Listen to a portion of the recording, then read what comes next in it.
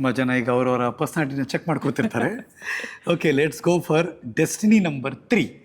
ನಿಮ್ಮ date of birth, date of month ಮತ್ತು date of born year ಇದಷ್ಟನ್ನು add ಮಾಡಿದ್ರೆ ನಿಮ್ಮ ನಂಬರ್ 3 ಬಂದರೆ 30 ವರ್ಷದ ಮೇಲಿದ್ದರೆ ಈಗ ಯಶಸ್ವಿನಿ ಅವ್ರು ಏನು ಹೇಳ್ತಾರೆ ಅದು ನಿಮಗೆ ಅನ್ವಯ ಆಗುತ್ತೆ. Let's go number 3. Number 3 Jupiter number ಅಂತ ಹೇಳಿದೆ. ಹೌದು, ದೇವಗುರು ಬೃಹಸ್ಪತಿ ನಂಬರ್ ಇದು.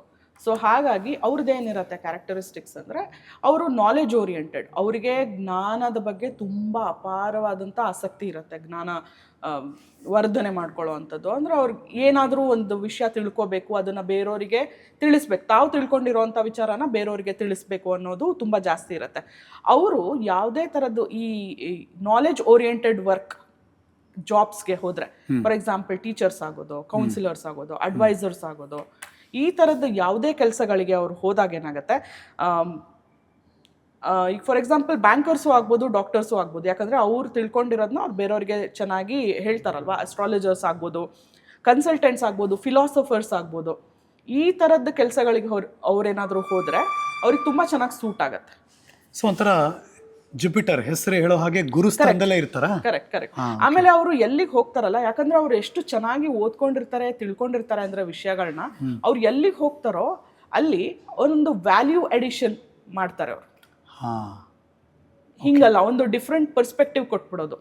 ನಾವೀಗ ಒಂದೇ ಥರದಲ್ಲಿ ಒಂದು ವಿಷಯನ ನೋಡ್ತಾ ಇರ್ತೀವಲ್ಲ, ಅವ್ರು ಬಂದಾಗ ಯಾಕಂದ್ರೆ ಅವ್ರು ಅಷ್ಟು ತಿಳ್ಕೊಂಡಿರ್ತಾರೆ, ಅದರಿಂದ ಇದು ಹಿಂಗಲ್ಲ, ಹಿಂಗೆ ಇದನ್ನ ಈ ಥರ ಮಾಡ್ಬೋದು ಇದನ್ನ ಅಂತ ಹೇಳಿ ಅವರು ಅದಕ್ಕೆ ಅವರಲ್ಲಿರುವಂಥ ನಾಲೆಜ್ನ ಅಲ್ಲಿ ಹಾಕ್ತಾರೆ. ಹಾಗಾಗಿ ತುಂಬ ಚೆನ್ನಾಗಿ ಅವರಿಗೆ ಈ ಥರ ಕೆಲಸಗಳು ಹೊಂದತ್ತೆ. ಟೀಚರ್ಸು, ಲೆಕ್ಚರರ್ಸು, ಆಮೇಲೆ ಅವ್ರು ಸ್ಪಿರಿಚುವಲ್ ಕೂಡ ಇರ್ತಾರೆ. ಓ ಹೌದಾ? ಹೌದು, ಯಾಕಂದ್ರೆ ಬೃಹಸ್ಪತಿ ದೇವಗುರು ಅಲ್ವಾ, ಅವರು ಸ್ವಲ್ಪ ಸ್ಪಿರಿಚುವಲ್ ಆಗಿರ್ತಾರೆ. ಹಾಗಾಗಿ ಅವರು head of the religious institutions ಆಗ್ಬೋದು. ವಿಸ್ಡಮ್ಮು ಇದೆ, ನಾಲೆಡ್ಜು ಇದೆ, ಸ್ಪಿರಿಚುಯಾಲಿಟಿ ಟಚ್ ಕೂಡ ಇದೆ. ಹೌದು.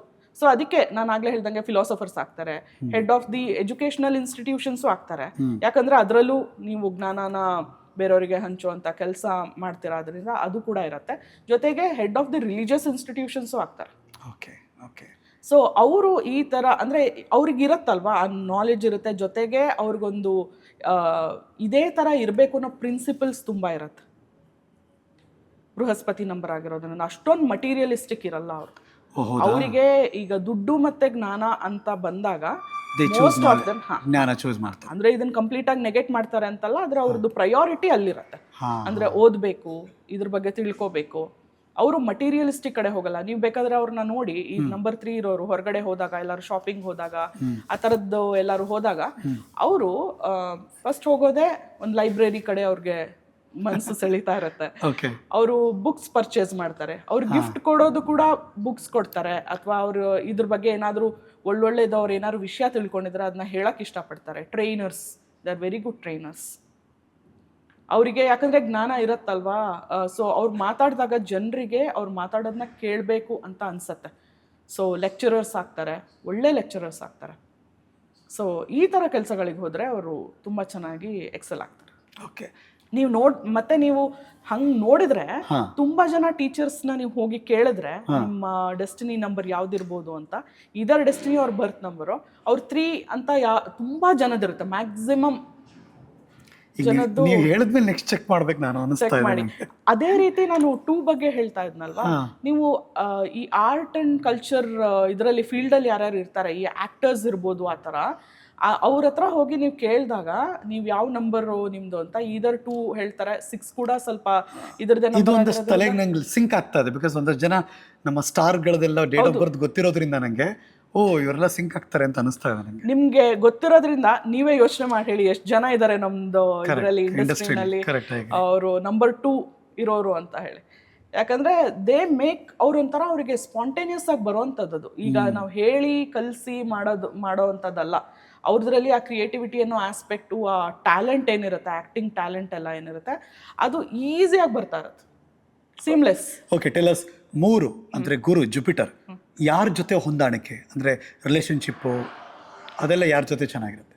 ಇವ್ರಿಗೇನು ಅಂತ ಅಂದರೆ ಯಾಕಂದರೆ ಇವ್ರು ಈ ಥರ ಇರೋದ್ರಿಂದ ನಂಬರ್ 7 ಜೊತೆ ಚೆನ್ನಾಗಿ ಹೊಂದುತ್ತಾರೆ. ಯಾಕಂದರೆ ಕೇತು ಸ್ವಲ್ಪ ಸಿಮಿಲರ್ ಈ ನಂಬರು 2 ಜೊತೆನೂ ಚೆನ್ನಾಗಿ ಹೊಂದಾಣಿಕೆ ಆಗುತ್ತೆ ಅವ್ರಿಗೆ. ಯಾಕಂದರೆ ಸಾಫ್ಟ್ವೇರ್ ಸೈಡ್ ಇಮೋಷ್ನಲಿ ಕನೆಕ್ಟ್ ಆಗುವಂಥದ್ದು. ಈಗ ತುಂಬ ಮಟೀರಿಯಲಿಸ್ಟಿಕ್ ನಂಬರ್ಸ್ ಇರುತ್ತಲ್ಲ, ಅವ್ರ ಜೊತೆ ಇವರಿಗೆ ಹೊಂದಾಣಿಕೆ ಆಗೋದು ಸ್ವಲ್ಪ ಕಷ್ಟ. 6 ಇರ್ಬೋದು, 4 ಇರ್ಬೋದು, ಅವ್ರ ಜೊತೆ ಎಲ್ಲ ಇವ್ರಿಗೆ ಸ್ವಲ್ಪ ಹೊಂದಾಣಿಕೆ ಆಗೋದು ಕಷ್ಟ. ಯಾಕಂದರೆ 5 ಇರ್ಬೋದು, ಸ್ವಲ್ಪ ಕಷ್ಟ ಆಗುತ್ತೆ. ಯಾಕಂದರೆ ಇವ್ರದ್ದೇ ಬೇರೆ, ಅವ್ರದ್ದೇ ಬೇರೆ. ಓಕೆ. ಸೊ ಇನ್ನು ಮುಂದೆ ನೀವು ಹೇಳಿದ್ಮೇಲೆ ಯಾರಾದರೂ ಮದುವೆ ಆಗ್ತಿದ್ರೆ ಅಥವಾ ಮದುವೆ ಆಗಿರೋರಿದ್ರೆ ಯಾಕೋ ಮಿಸ್ ಹೊಡಿತಿದೆಯಲ್ಲ ಅಂದರೆ ಇದನ್ನು ಚೆಕ್ ಮಾಡ್ಕೋಬೇಕಷ್ಟೇ ಅವರಿಗೆ. ಆ್ಯಕ್ಚುಲಿ ನಾನು ಬೇರೆದ್ರ ಬಗ್ಗೆ ನೆಗೆಟ್ ಮಾಡಲ್ಲ, ಕಮೆಂಟ್ ಮಾಡೋಕ್ಕೆ ಹೋಗಲ್ಲ ಬೇರೆ ರೀತಿಯದ್ದು ಬಗ್ಗೆ. ಆದರೆ ನಾನು ಒಂದಷ್ಟು ಮಾಡಿದ್ದೀನಿ ಇದನ್ನು. ಸೊ ಅಂದರೆ ಈ ಚಾರ್ಟ್, ಹುಡುಗಿದು ಹುಡುಗಂದು ಚಾರ್ಟ್ ಮಾಡೋದಿದೆಯಲ್ಲ, ಮ್ಯಾಚ್ ಮೇಕಿಂಗ್ ಅಂತ ಏನು ಕರಿತೀವಿ, ನನಗೆ ಇದು ತುಂಬ ಲಾಜಿಕಲ್ ಅಂತ ಅನ್ಸತ್ತೆ.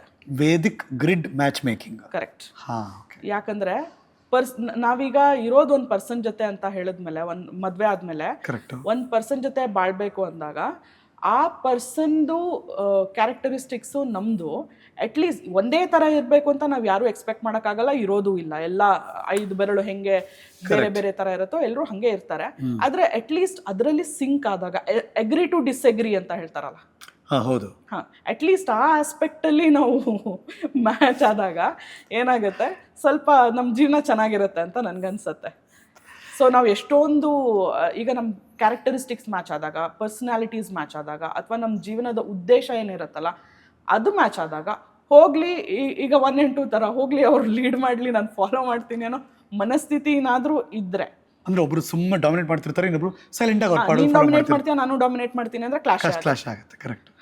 ಅಥವಾ ನೀನು ಆದರೆ ಇಬ್ರು 2ನೇ ಆಗೋದ್ರೆ ಅವಾಗಲೂ ಕೂಡ ಕಷ್ಟ ಆಗುತ್ತೆ. ಯಾಕಂದರೆ ಒಂದು ಆಸ್ಪೆಕ್ಟ್ ಬೇಕಲ್ವಾ, ಒಂದು ಬ್ಯಾಲೆನ್ಸ್ ಬೇಕಾಗ್ತಿರುತ್ತೆ, ಇನ್ ಆ್ಯಂಡ್ ಯಾಂಗ್ ಥರ. ಸೊ ಒಂದು ಬ್ಯಾಲೆನ್ಸ್ ಬೇಕಾಗತ್ತೆ ಜೀವನದಲ್ಲಿ. ಸೊ ಒಬ್ಬರು ತೀರಾ ಇಮೋಷ್ನಲ್ ಆಗಿದ್ದಾಗ ಅವ್ರನ್ನ ಸಂಭಾಳಿಸೋಂಥವ್ರು ಬೇಕಾಗ್ತಾರೆ. ಅಂದರೆ ಅವ್ರಿಗಾದ್ರೂ ಒಂದು ಸ್ವಲ್ಪ ಪ್ರಾಕ್ಟಿಕಲ್ ಕೋಶೆಂಟ್ ಇರಬೇಕು. ಇಲ್ದಾದ್ರೆ ಇಬ್ಬರೂ ಫುಲ್ ಸೆನ್ಸಿಟಿವ್ ಆಗಿ ಇಮೋಷ್ನಲ್ ಆಗಿ ಯೋಚನೆ ಮಾಡಿದ್ರೆ ಕಷ್ಟ ಆಗುತ್ತೆ. ಸೊ ಹಾಗಾಗಿ ಈ ಥರ ಒಂದು ಮ್ಯಾಚ್ ಮೇಕಿಂಗ್ ಮಾಡುವಾಗ ಈ ಥರ ಆಸ್ಪೆಕ್ಟ್ ನೋಡ್ಕೊಂಡು ಮಾಡ್ತೀವಿ. ಅಂದರೆ ತುಂಬ ತದ್ವಿರುದ್ಧವಾಗಿರೋರನ್ನ ಅಲ್ದಂಗೆ ಅಟ್ಲೀಸ್ಟ್ ಇವ್ರಿಗೆ ಈಸಿಯಾಗಿ ಹೊಂದ್ಕೊಂಡು ಹೋಗುವಂಥ ಏನಿರ್ತಾರೆ ಆ ಥರದವ್ರನ್ನ ಮ್ಯಾಚ್ ಮಾಡಿದಾಗ ತುಂಬ ಚೆನ್ನಾಗಾಗತ್ತೆ. ಈಗ 9 ಮತ್ತು 5 ಬಂದುಬಿಟ್ರೆ ಅದು ಕೂಡ ಟಫ್ ಕಾಂಬಿನೇಷನ್. ಯಾಕಂದರೆ 9 ತುಂಬ ಹ್ಯುಮ್ಯಾನಿಟೇರಿಯನ್ ನಂಬರು. ಕರೆಕ್ಟ್. ಅದು ಮಂಗಳ, ಇದು ಮರ್ಕ್ಯೂರಿ, ಬುಧದವರು ಒಂದು ಸ್ವಲ್ಪ ತುಂಬ ಪ್ರಾಕ್ಟಿಕಲ್, ಅವ್ರಿಗೆ ಮನಿ ಲ್ಯಾಂಗ್ವೇಜ್ ತುಂಬ ಚೆನ್ನಾಗಿ ಅರ್ಥ ಆಗುವಂಥದ್ದು. ಆದರೆ 9 ಅವ್ರಿಗೆ ಹ್ಯುಮ್ಯಾನಿಟೇರಿಯನ್, ಅವ್ರಿಗೆ ಸೋಷಿಯಲ್ ವರ್ಕ್ ಕಮ್ಸ್ ಫಸ್ಟ್.